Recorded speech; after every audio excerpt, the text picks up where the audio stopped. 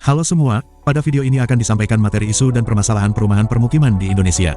Pembahasan yang akan disampaikan meliputi pengantar dan kondisi umum perumahan dan permukiman di Indonesia, isu utama terkait perumahan dan permukiman, permasalahan di perkotaan dan perdesaan, dan beberapa contoh studi kasus permasalahan di kota besar di Indonesia. Perumahan dan permukiman merupakan aspek fundamental dalam perencanaan kota dan kesejahteraan masyarakat. Di Indonesia, isu perumahan tidak hanya mencakup ketersediaan unit rumah, tetapi juga kualitas, aksesibilitas, dan keberlanjutan lingkungan permukiman. Perumahan yang layak adalah hak dasar setiap individu dan berperan penting dalam mendukung stabilitas sosial dan ekonomi. Namun, tantangan yang dihadapi dalam penyediaan perumahan layak sangat kompleks. Dalam konteks urbanisasi yang pesat, banyak kota besar di Indonesia mengalami masalah keterbatasan lahan dan meningkatnya harga properti. Hal ini menyebabkan ketimpangan akses terhadap perumahan yang layak antara berbagai lapisan masyarakat. Kualitas perumahan meliputi aspek fisik seperti struktur bangunan dan fasilitas yang ada, serta aspek lingkungan seperti sanitasi, air bersih, dan ruang terbuka hijau. Aksesibilitas juga menjadi isu penting, di mana perumahan harus terhubung dengan baik ke pusat-pusat aktivitas ekonomi, pendidikan, dan layanan kesehatan. Keberlanjutan lingkungan permukiman tidak kalah penting. Perencanaan perumahan harus mempertimbangkan dampak jangka panjang terhadap lingkungan, termasuk efisiensi energi, pengelolaan limbah, dan mitigasi risiko bencana alam. Menurut data dari Badan Pusat Statistik BPS, backlog perumahan di Indonesia mencapai sekitar 7,6 juta unit pada tahun 2020. Backlog perumahan ini menggambarkan kekurangan jumlah rumah yang dibutuhkan untuk memenuhi kebutuhan penduduk. Angka ini menunjukkan tantangan besar dalam penyediaan perumahan yang layak dan terjangkau bagi seluruh lapisan masyarakat.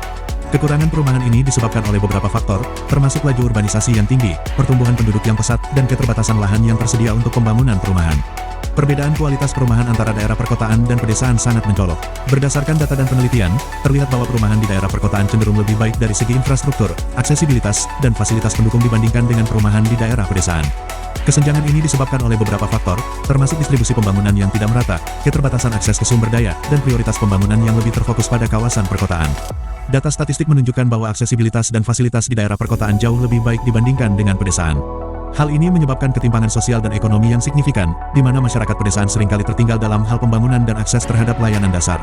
Isu-isu utama yang akan kita bahas meliputi backlog perumahan, kualitas perumahan, kepadatan dan urbanisasi, infrastruktur dan layanan, serta ketersediaan lahan. Pertama, backlog perumahan.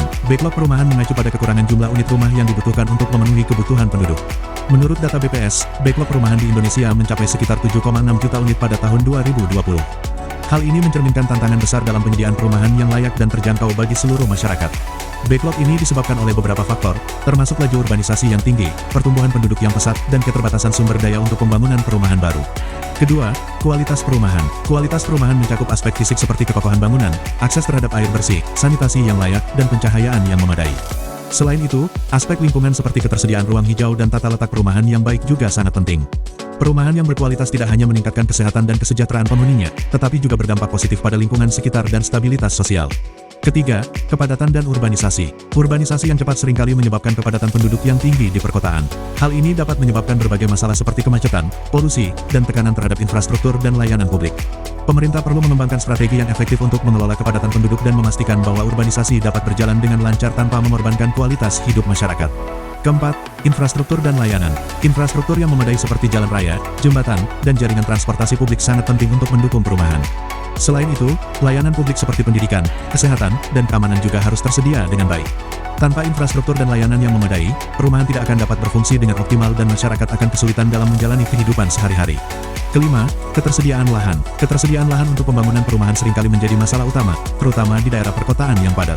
Harga tanah yang tinggi dan persaingan dengan penggunaan lahan lainnya seperti komersial dan industri membuat penyediaan lahan untuk perumahan menjadi semakin sulit. Diperlukan kebijakan yang tepat untuk mengelola penggunaan lahan dan memastikan bahwa lahan yang tersedia dapat dimanfaatkan secara efisien dan berkelanjutan. Salah satu masalah utama adalah kepadatan penduduk. Kepadatan penduduk yang tinggi di perkotaan seringkali menyebabkan kemunculan kawasan kumuh.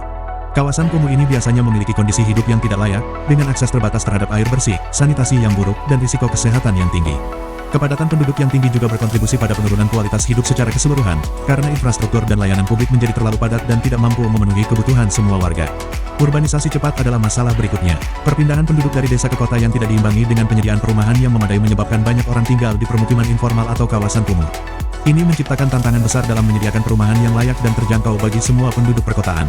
Urbanisasi yang tidak terencana dengan baik juga memperparah masalah sosial dan ekonomi di perkotaan, seperti pengangguran, kemiskinan, dan ketimpangan sosial. Masalah berikutnya adalah kemacetan dan polusi.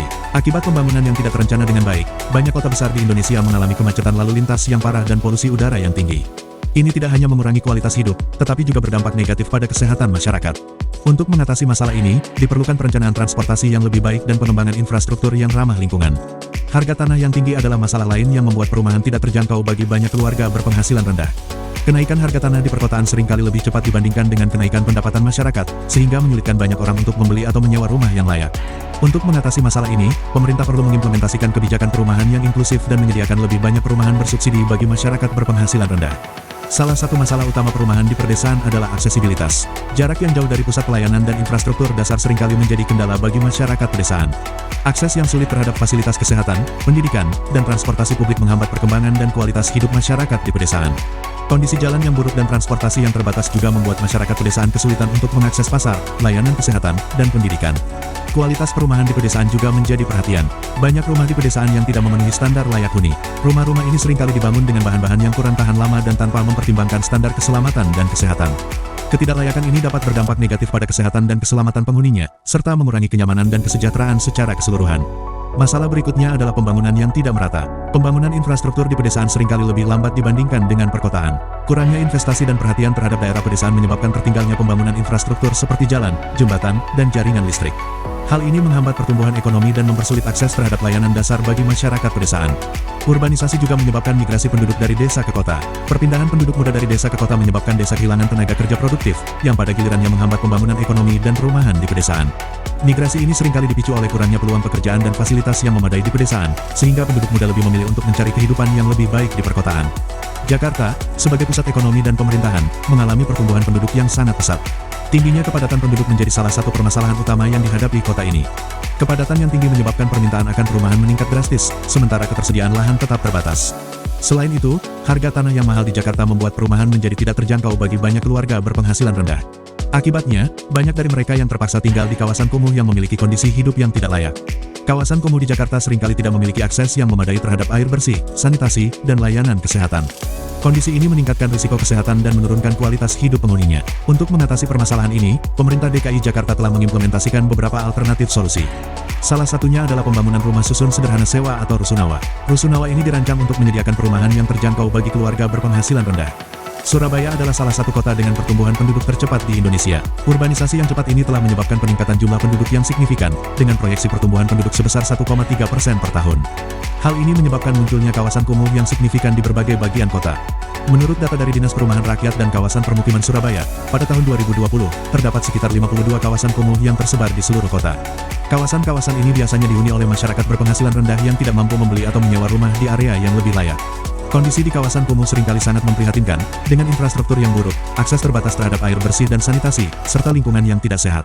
Situasi ini meningkatkan risiko penyakit dan mengurangi kualitas hidup penghuninya. Yogyakarta, meskipun dikenal sebagai kota pelajar dan pusat kebudayaan, menghadapi permasalahan serius dalam sektor perumahan. Salah satu masalah utama adalah keterbatasan akses perumahan bagi masyarakat berpenghasilan rendah. Menurut data BPS, pada tahun 2020, sekitar 12,4% penduduk Yogyakarta hidup di bawah garis kemiskinan, yang menyebabkan banyak keluarga kesulitan untuk mendapatkan tempat tinggal yang layak. Keterbatasan akses ini diperparah oleh harga tanah yang terus meningkat, terutama di daerah perkotaan. Harga tanah di Yogyakarta pada tahun 2020 mengalami kenaikan rata-rata sebesar 7-10% per tahun, menjadikannya salah satu yang tertinggi di Indonesia. Hal ini membuat banyak keluarga berpenghasilan rendah terpaksa tinggal di kawasan kumuh dengan kondisi yang jauh dari layak. Permukiman kumuh ini biasanya memiliki infrastruktur yang buruk, akses terbatas terhadap air bersih dan sanitasi, serta risiko kesehatan yang tinggi. Keadaan ini sangat memprihatinkan dan membutuhkan perhatian serius dari berbagai pihak. Demikian materi ini dapat saya sampaikan untuk menjadi bahan pembelajaran bersama mengenai isu dan permasalahan perumahan permukiman di Indonesia. Semoga bisa bermanfaat untuk kita semua. Salam sehat dan bahagia selalu.